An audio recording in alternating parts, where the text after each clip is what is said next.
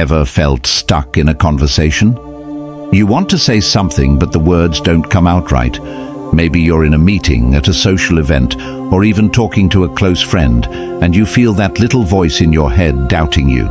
You're not alone. Communication is one of the most common challenges we face as humans. But what if I told you there's an ancient philosophy practiced by some of history's greatest thinkers that can completely change how you approach conversations? Imagine walking into a room full of people, knowing you'll be calm, confident, and fully present. No more worrying about what others think, no more over-analyzing your words, just authentic, meaningful interactions. Sounds incredible, right? That's what Stoicism can do. In today's video, we're diving into 7 Stoic techniques that will transform the way you connect with others. These aren't tips to fake confidence or impress people. They're timeless principles to help you speak with clarity, empathy, and intention. So grab your favorite drink, sit back, and let's unlock the power of Stoicism in communication. And before we dive in, make sure to subscribe and click the notification bell, because every week we share wisdom that can genuinely improve your life. 1. Say more with fewer words. Let's start with one of the most powerful lessons from Marcus Aurelius. Let your words be few, but well chosen. Now, think about the last time you rambled. Maybe you were nervous or trying to make your point clear. Did it work? Chances are the more you said, the less people remembered. Here's a real-life example. Imagine you're pitching an idea at work. Your boss asks you to explain it. Instead of diving into every detail, you take a breath and say, "This idea will save us 10 hours a week and improve customer satisfaction by 20%. Short, impactful, memorable. The key is to trust your message. Practice condensing your thoughts into their simplest form. When you say less, people listen more. It takes practice, but over time, this skill can transform the way you communicate. And remember, silence isn't your enemy. It's okay to pause. Pausing can often speak louder than words. 2. Let go of the need to win. How often do conversations feel like debates? Whether it's with a coworker, a friend, or even your partner, there's that urge to prove your point, to win. But Epictetus reminds us, it's not what happens to you, but how you react to it that matters.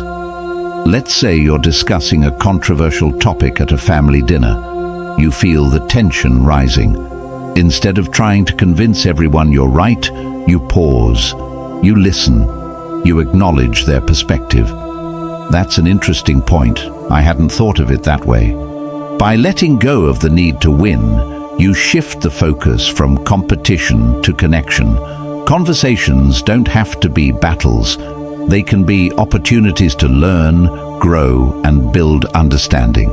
This approach also reduces stress. You're no longer carrying the weight of proving yourself. Instead, you're embracing the flow of the discussion. 3rd, shift focus from yourself. Have you ever been in a conversation where you're overthinking everything? Am I saying the right thing? Do I sound stupid? Are they even interested? Marcus Aurelius offers a liberating insight. You have power over your mind, not external events. Here's a story. Sarah was terrified of networking events. She spent the whole time worrying about how she came across. Then she tried something new. Instead of focusing on herself, she focused on others. She asked questions like, "What's the most exciting part of your job?" Or, "What inspired you to start this project?" To her surprise, people loved talking to her. Why? Because she made them feel seen and heard.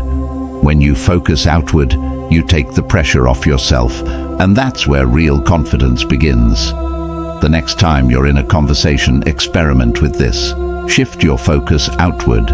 Notice how the dynamics change. 4. Take your time to respond. Have you ever rushed to fill an awkward silence? It's tempting, right? But Seneca reminds us, it is quality, not speed, that matters. Let's imagine you're asked a tricky question in a meeting. Instead of panicking, you pause. You take a sip of water, think for a moment, and then reply thoughtfully. That pause shows strength, not weakness. It tells people you're confident enough to take your time. Here's a tip. Practice this in everyday conversations. When someone asks you a question, count to 3 before you respond. It might feel awkward at first, but you'll notice how much more composed and impactful your answers are. And if you don't know the answer, it's okay to admit it. Saying, "That's a great question. Let me think about it and get back to you," shows honesty and professionalism. Adjust your expectations. One of the biggest sources of stress in conversations is the expectation to make everything perfect. You want to be funny, charming, insightful, all at once.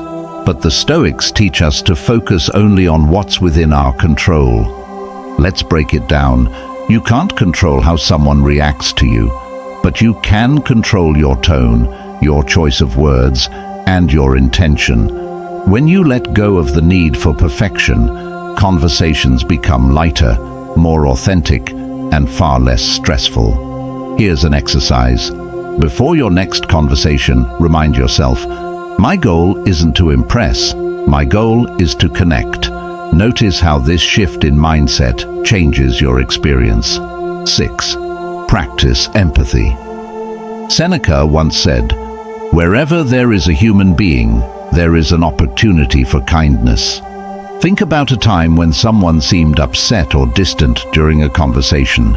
Instead of getting defensive, what if you asked yourself, what might they be going through? Here's an example. A colleague snaps at you in a meeting. Instead of reacting, you consider they might be dealing with personal stress. Later, you approach them and say, "Hey, I noticed you seemed stressed earlier. Everything okay?"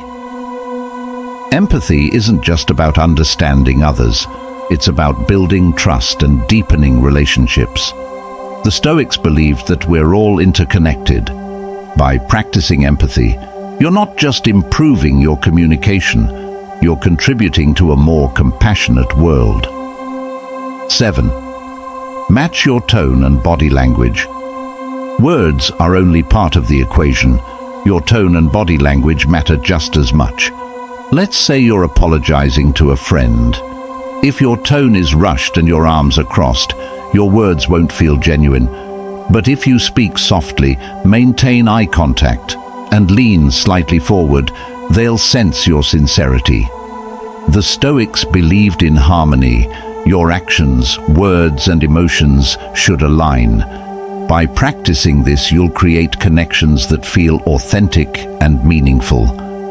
Here's a quick tip. Before an important conversation, take a moment to check in with your body language. Are you open and relaxed, or tense and closed off? Small adjustments can make a big difference. These 7 techniques aren't just about talking. They're about building confidence, trust, and genuine human connections. Let's recap. Say more with fewer words. Let go of the need to win. Shift focus from yourself. Take your time to respond. Adjust your expectations. Practice empathy. Match your tone and body language. Each conversation is an opportunity to grow, not just as a communicator, but as a person. So, the next time you find yourself doubting your ability to connect, remember the wisdom of the Stoics. With practice, you'll approach every interaction with calm, confidence, and clarity. If you found this helpful, make sure to like, subscribe, and share this video with someone who could use a little Stoic inspiration. And let us know in the comments, which technique will you try next? Thank you for watching, and remember, small steps lead to big transformations.